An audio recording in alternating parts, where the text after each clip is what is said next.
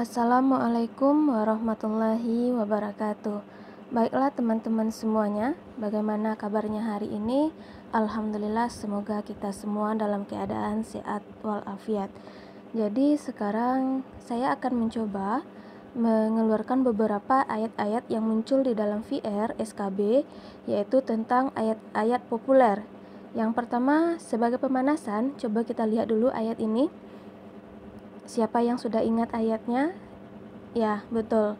Ini adalah ayat tentang ilmu pengetahuan atau keutamaan orang-orang yang menuntut ilmu pengetahuan. Jadi, yang perlu kita perhatikan di sini yaitu ayat yang mengatakan bahwa di sini ada tulisan yarfa'illahu allazina amanu minkum walazina utul ilma darajat. Jadi ketika ayat ini keluar, berarti ayat ini menjelaskan tentang mencintai ilmu pengetahuan, bahwa Allah mengangkat derajat orang-orang yang beriman dan orang-orang yang berilmu pengetahuan di antara kalian. Jadi ketika ada ayat-ayat keluar, yang perlu diperhatikan adalah kuncinya atau kata kuncinya. Di sini kan ada jelas utul ilma, berarti menuntut ilmu. Berarti ayat ini relevan dengan mencintai ilmu pengetahuan. Kemudian ayat selanjutnya, ya, di sini Quran surat An-Nisa ayat 36. Quran surat An-Nisa ayat 36 itu yang menjelaskan tentang berbuat baik atau mencintai saudara. Di sini wa'budullah wa la tusyriku bihi syai'an wabil walidaini ihsan, dan kepada kedua orang tuamu berbuat baiklah, wabizil kurba wal yatama wal masakina, kepada anak-anak yatim, orang-orang miskin. Jadi ayat An-Nisa 36 ini memberitahukan kita untuk selalu menjaga tali silaturahmi, ihsana. Jadi kata kuncinya adalah ihsana. Itu yang ini, ihsana, berbuat baik. Dan selanjutnya Quran surat An-Nahl ayat 90. Siapa yang tahu surat An-Nahl ayat 90 ini berbicara tentang apa? Ya, surat An-Nahl ayat 90 berbicara tentang bersikap adil. Jadi kata kuncinya di sini adalah bil adli. Jadi sebenarnya bil adli ini amat mudah kita ingat, adli berarti adil. Jadi sebenarnya VR tentang ayat-ayat Al-Quran yang perlu kita perhatikan yaitu tentang kata kuncinya saja. Karena menurut sebagian pendapat di grup-grup yang telah selesai ikut ujian SKB, itu tidak menanyakan, adil surat berapa, ayat berapa, tidak. Tetapi dikeluarkan potongan ayat, kemudian ditanyakan, ayat mana yang menceritakan tentang adil. Jadi di sini jelas bahwa adil sudah ada kata kuncinya. Kemudian selanjutnya, Quran surat Ali Imran ayat 190.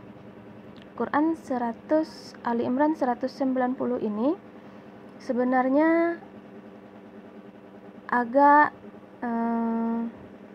berhubungan juga nanti dengan ilmu pengetahuan. Dan di dalam VR kelompok dikatakan bahwa Ali Imran 90 ini menjelaskan tentang metode penelitian. Jadi di sini liulil albab, artinya bagi orang-orang yang berpikir. Jadi bagi orang-orang yang berpikir telah nampak bahwa dalam penciptaan langit dan bumi itu pergantian siang dan malam itu adalah tanda-tanda bagi orang yang berpikir. Jadi kata kunci ketika ditanya tentang ilmu pengetahuan atau metode penelitian itu adalah albab, itu artinya berpikir. Oke, selanjutnya surat An-Nur ayat 35. Selain surat Ali Imran 190, tentang metode penelitian juga dijelaskan dalam Quran surat An-Nur ayat 35. Di sini dijelaskan bahwa Allah memberi cahaya kepada langit dan bumi. Perumpamaan cahayanya seperti sebuah lubang yang tidak tembus, yang di dalamnya ada pelita. Pelita itu di dalam tabung kaca, dan tabung kaca itu bagaikan bintang yang berkilauan yang dinyalakan dengan minyak dari pohon yang diberkati, yaitu pohon zaitun yang tumbuh yang tumbuh di timur dan tidak pula di barat, yang minyaknya saja hampir-hampir menerangi walaupun tidak disentuh api. Cahaya di atas cahaya berlapis. Allah memberi petunjuk kepada cahayanya bagi orang yang dikehendaki, dan Allah membuat perumpamaan bagi manusia, dan Allah mengetahui segala sesuatu. Jadi di dalam ayat ini secara keseluruhan itu tentang bagaimana kita untuk berpikir, bagaimana kita untuk memahami, yaitu di sini Allah menunjukkan dirinya sebagai Al-Alim, yaitu wallahu bikulli syai'in alim, bahwa Allah mengetahui segala sesuatu. Maka kita sebagai umatnya haruslah memahami ilmu pengetahuan atau memiliki metode penelitian berdasarkan ayat-ayat ini. Oke, selanjutnya Quran Surat Yunus ayat 109. Quran Surat Yunus ayat 109 ini juga membahas tentang ilmu pengetahuan. Jadi di dalam Quran Surat Yunus ayat 101 ini, Quran Surat Yunus ayat 101 ini, di sini kata kuncinya adalah unzur. Kulin zuru, artinya katakanlah, perhatikanlah. Jadi ketika ditanya ayat tentang ilmu pengetahuan, cukup dipahami ya tatafakkarun, apakah engkau tidak berpikir, unzur kaifa, lihatlah bagaimana, albab. Jadi ayat-ayat itu menunjukkan arti tentang untuk mencari ilmu pengetahuan. Kita disuruh untuk memperhatikan, kita disuruh untuk melihat, kita disuruh untuk berpikir. Itulah yang menjelaskan Quran Surat Yunus 101, dan sebelumnya juga Ali Imran 190, An-Nur 35, itu semuanya tentang metode penelitian dan ilmu pengetahuan. Nah, selanjutnya di sini yang akan kita bahas yaitu tentang penciptaan dunia atau penciptaan bumi ini, yang mana itu dijelaskan dalam, yang pertama ada dijelaskan dalam Quran Surat Al-Anbiya ayat 31, dan nantinya Quran Surat Al-Anbiya ini juga berhubungan dengan air yang berfungsi sebagai sumber kehidupan. Nah, dalam Quran Surat Al-Anbiya ayat 30 di sini dikatakan bahwa mengenai proses penciptaan langit dan bumi. Awalam yaral lazina kafaru annas samawati wal ard kanata ratsqan fatafaqnahuma. Artinya, dan apakah orang-orang kafir tidak mengetahui bahwa langit dan bumi keduanya dahulu menyatu, kemudian kami pisahkan. Jadi di sini bahwa langit dan bumi itu awalnya menyatu, kemudian akhirnya dipisahkan. Jadi dalam penciptaan langit dan bumi yang harus diperhatikan berarti harus ada kata langit, harus ada kata bumi. Ini langit dan ini bumi. Jadi harus ada keduanya di dalamnya. Itu tentang yang harus kita ingat tentang penciptaan langit dan bumi. Oke, selanjutnya di sini Quran Surat Al-Mu'minun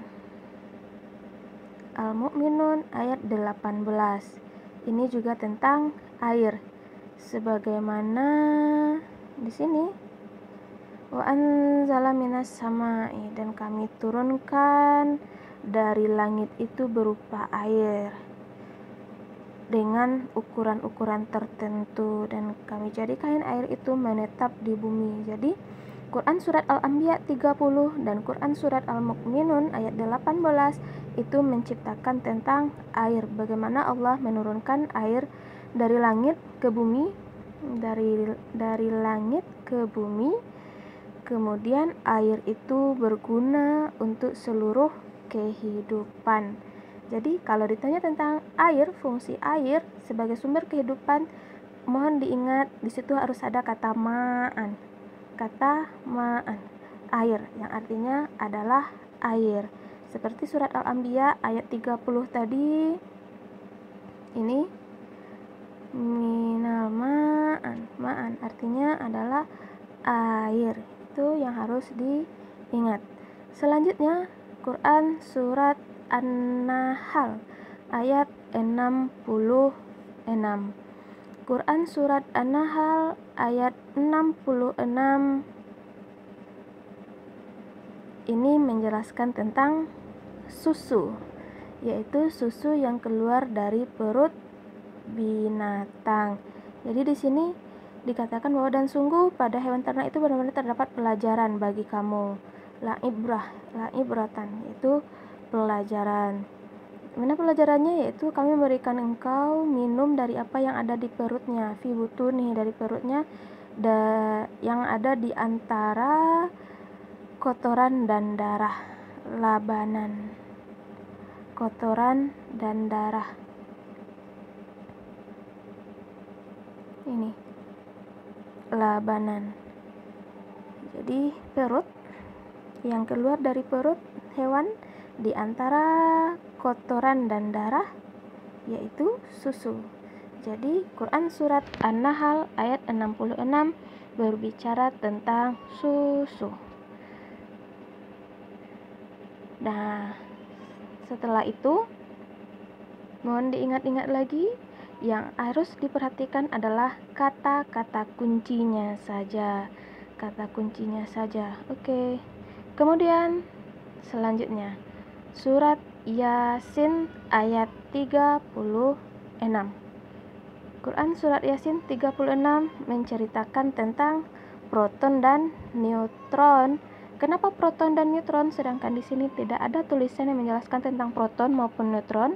Karena di sini bahwa Allah menciptakan semuanya itu berpasang-pasangan. Subhanallazi khalaqal azwaja kullaha. Berpasang-pasangan semuanya, baik yang ditumbuhkan di bumi dan dari diri mereka sendiri maupun apa yang mereka tidak ketahui. Azwajan kullaha. Loh, tapi kan itu bukan tentang proton dan neutron karena tidak ada tulisannya. Betul, tapi ayat Al-Quran tidak bisa diterjemahkan begitu saja secara harfiah dari satu bahasa kepada bahasa yang lainnya, tetapi harus ada penafsirannya. Jadi apa tadi? Yang harus diingat adalah azwaja kullaha. Oke. Selanjutnya Quran Surat An-Naba. Ini membahas tentang gunung-gunung sebagai pasak, wal jibala autada, dan gunung-gunung sebagai pasak. Jadi ketika ada gempa, fungsi gunung itu adalah sebagai pasak, penguat dari bumi. Jadi mudah sekali, ingat saja surat An-Naba ayat 7. Dan juga satu lagi yang menjelaskan Al-Quran itu sebagai pasak adalah Quran Surat An-Naml ayat 88. Dan ini